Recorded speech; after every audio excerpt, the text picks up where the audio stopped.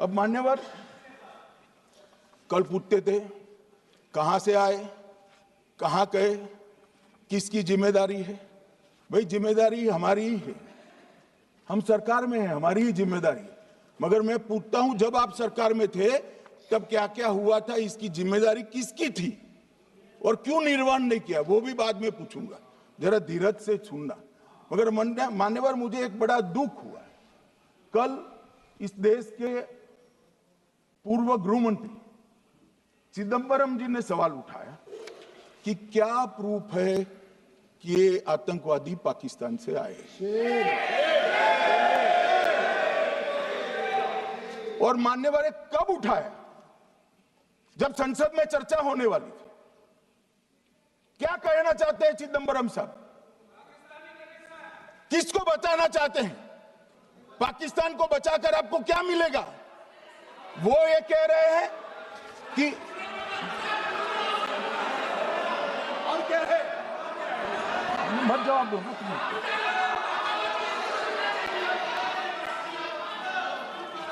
मान्यवर हमारे पास, मैं आज चिदंबरम साहब को कहना चाहता हूं, मैं आज चिदंबरम साहब को आपके माध्यम से कहना चाहता हूं, हमारे पास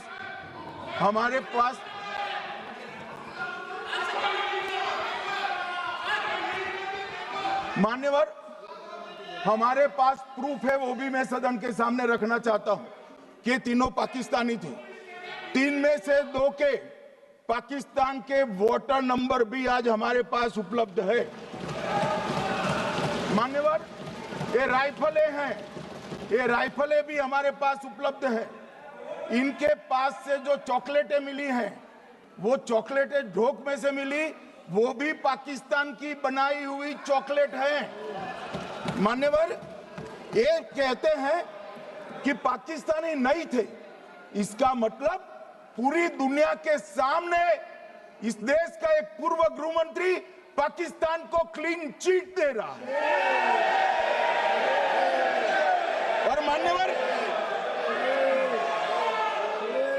और मान्यवर वो पाकिस्तानी आतंकवादी नहीं थे ऐसा बोलकर श्री चिदंबरम अगर पाकिस्तानी आतंकवादी नहीं थे तो पाकिस्तान पर हमला क्यों किया, वो भी सवाल खड़ा कर रहे हैं।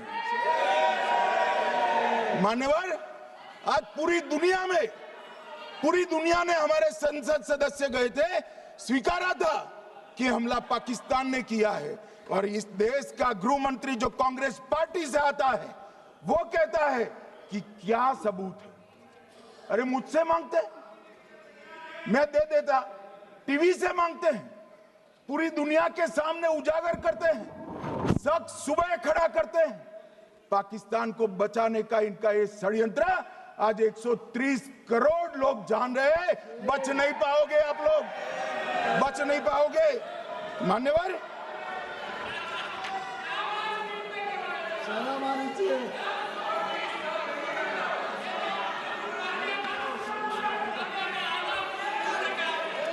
मान्यवर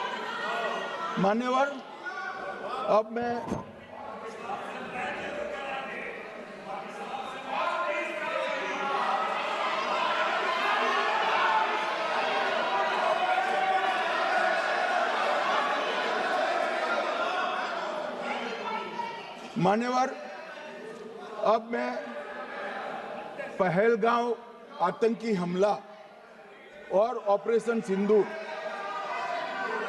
ये दोनों घटनाक्रम के लिए मान्यवर ये अभी से थक जाते हैं।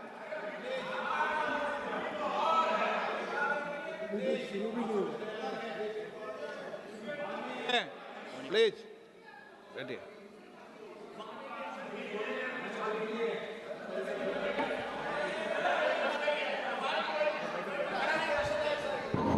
मान्यवर मैं आपके माध्यम से कहना चाहता हूं, थोड़ा धैर्य रखे भैया, अभी तो शुरू हुआ है, अभी तो शुरू हुआ है।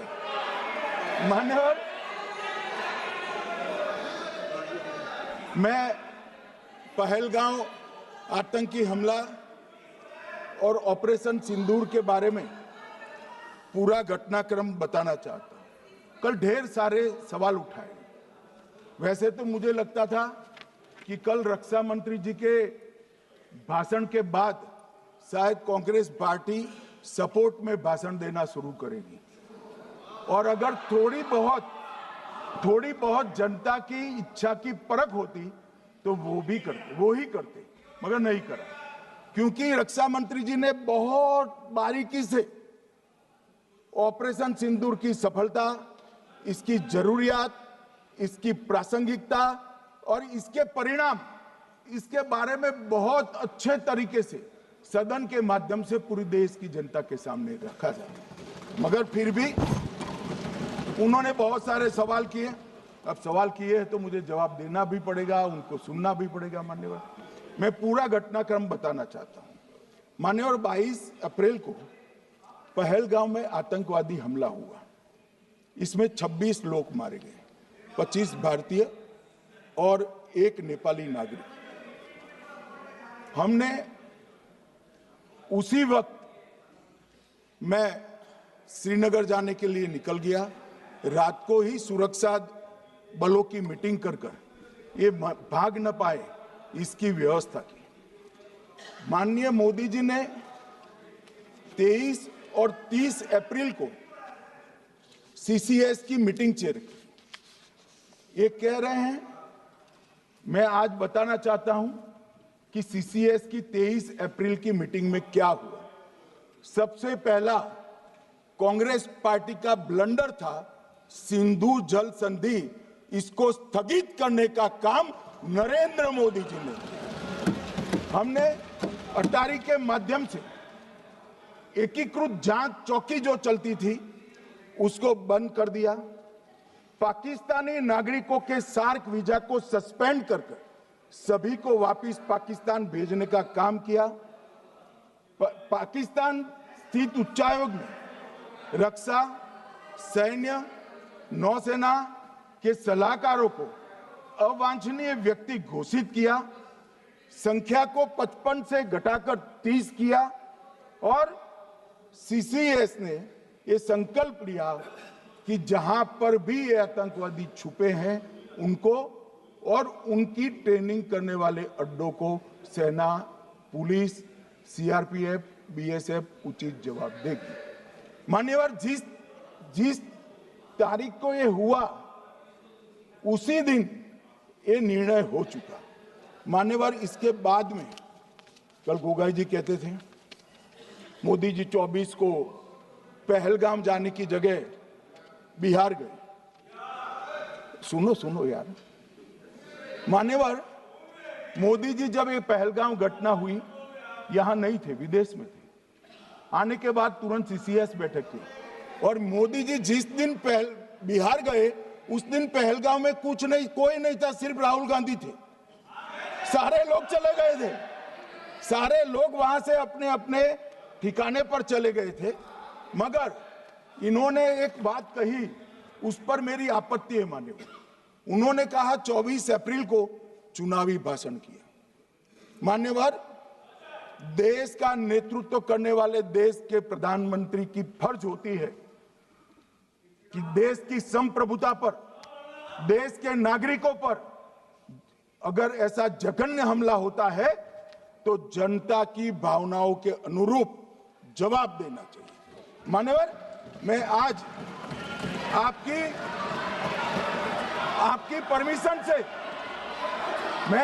परमिशन से मोदी जी के बिहार भाषण के कुछ अंश पढ़ना चाहता हूं। कोट अनकोट है। 22 अप्रैल को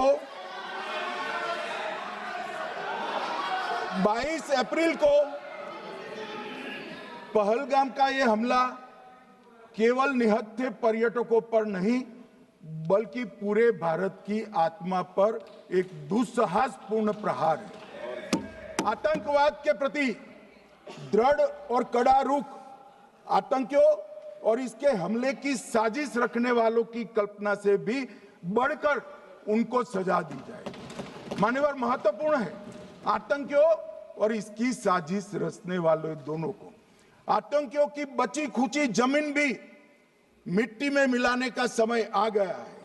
140 करोड़ भारतीय इस बात के लिए एकजुट है कि आतंक के आकाओं की कमर तोड़ दी जाएगी। भारत हर एक आतंकवादी और उनके समर्थकों की पहचान करेगा, उनका पता लगाएगा और उन्हें दंडित करेगा। आतंकवाद कभी भी भारत की आत्मा नहीं तोड़ पाएगा। न्याय सुनिश्चित करने का मैं हर संभव प्रयास करूंगा। अनकोट। अब इसमें किसी को चुनावी भाषण दिखाई पड़ता है तो उसकी समझ शक्ति पर बहुत सारे सवालिया निशान लग जाते हैं। ये चुनावी भाषण नहीं है, आतंकवाद के खिलाफ लड़ने का 140 करोड़ भारतीयों का प्रतिघोष है जो मोदी जी ने वहां दिया। इनको चुनावी भाषण दिखाई पड़ता है। जैसे चश्मे होते हैं ऐसी ही दृष्टि होती है। मान्यवर, इसके बाद 30 अप्रैल को मान्यवर 30 अप्रैल को सीसीएस की बैठक हुई, पहले 23 को हुई थी। उसमें सशस्त्र बलों को पूर्ण ऑपरेशन की फ्रीडम दे दी गई।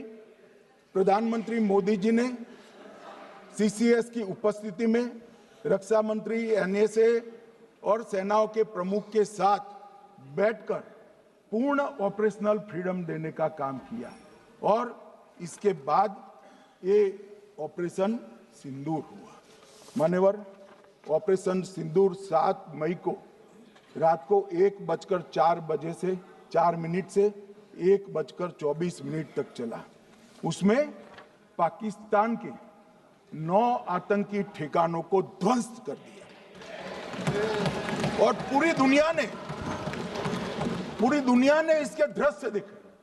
साहब, इससे बड़ा संयमित हमला नहीं हो सकता। आजकल दुनिया में युद्ध चल रहे हैं, हम देख रहे हैं, बच्चे मर रहे हैं, महिलाएं मर रही, निर्दोष मर रहे हैं। हमने 9 आतंकी अड्डों को समाप्त किया, परंतु एक भी सिविलियन नहीं मारा गया, केवल और केवल आतंकी मारे गए। स्थान थे मरकज सुभान अल्लाह बहावलपुर, मरकज तैयबा मुरीद के, महमूना जाया कैंप सियालकोट, अरे नाम सुनो काम में आएंगे, सरजाल camp Sialkot, Sawai Nala camp Muzaffarabad, Syedna Bilal camp Muzaffarabad, Gulpur camp Kotli, Barnala camp बिंगबर्ग और अब्बास कैंप कोटली। मान्यवर, सर्जिकल स्ट्राइक और एयर स्ट्राइक में हमने पाक ऑक्यूपाई कश्मीर में ही हमला किया, एक प्रकार से भारत के हिस्से पर ही हमला किया। पाक ऑक्यूपाई कश्मीर हमारा ही है, तो हमने तो हमारे हिस्से में हमला किया। मगर इस बार 100 किलोमीटर अंदर घुसकर पाकिस्तान की भूमि पर आतंकवादियों को तबाह करने का काम। और मान्यवर, ये आतंकी वो के ठिकानों पर हमला हुआ, इसमें मारा कौन गया?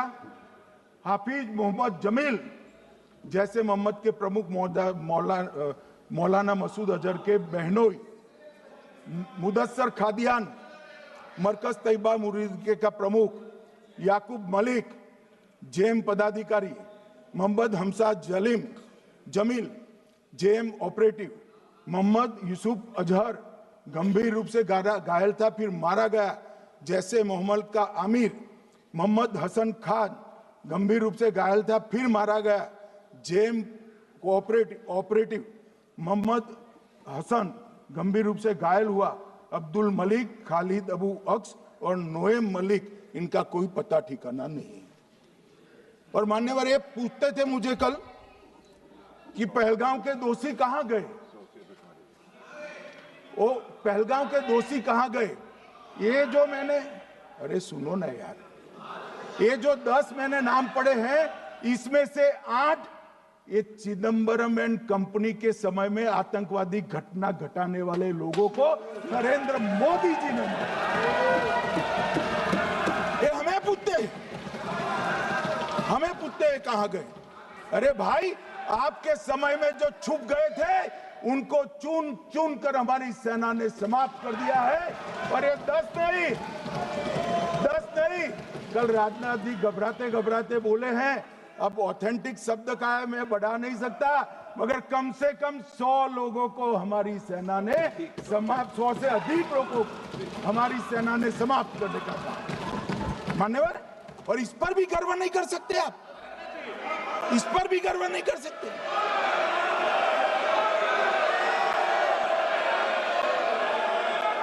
मान्यवर,